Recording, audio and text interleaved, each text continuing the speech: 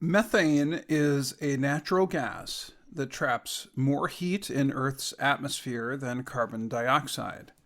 Farm animals, especially cows, and the decay of plant matter in wet areas create the most methane.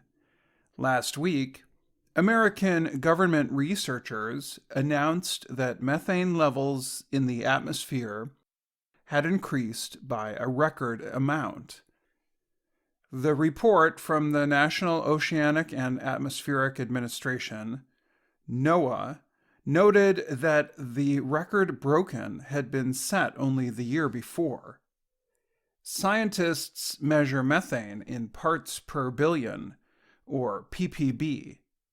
Before the world's developed nations started building large factories about 170 years ago, the methane level in the atmosphere was 720 parts per billion.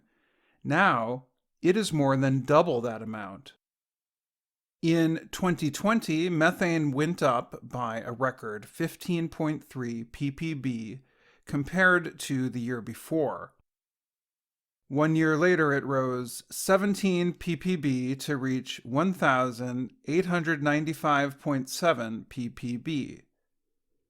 Scientists say methane releases, or emissions, affect climate change substantially, trapping 25 times more heat in the atmosphere than carbon dioxide.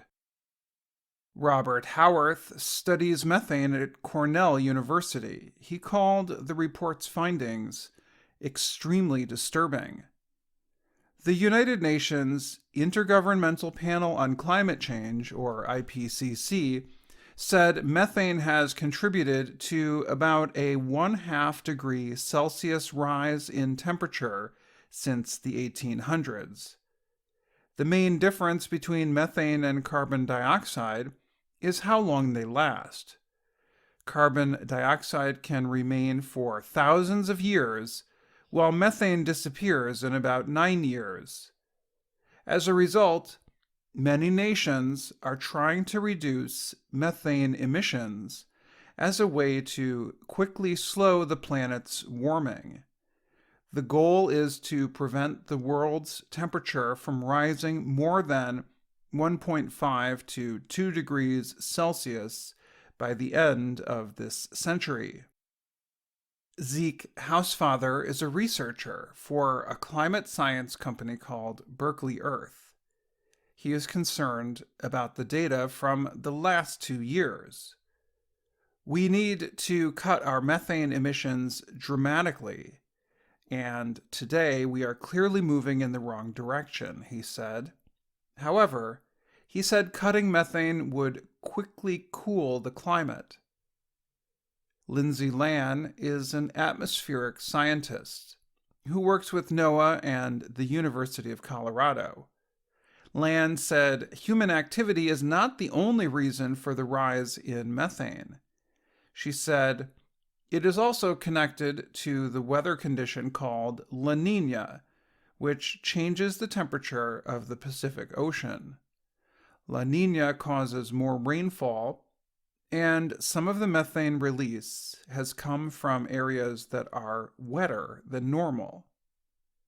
Scientists are also concerned about future methane increases as frozen Arctic land warms.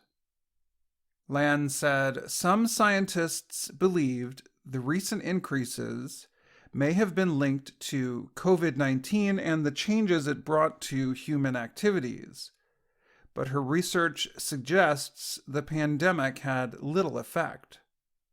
Howarth said both fossil fuels and agriculture are critical to methane increases, but he said, "My research strongly points toward fossil fuels as being the largest cause of the increase since 2008. And Howarth blamed hydraulic fracturing, a method of pulling natural gas from the earth, for much of the increase. NOAA notes that about 30% of the methane in the atmosphere comes from businesses and human use of fossil fuels. That is the part that can most easily be reduced.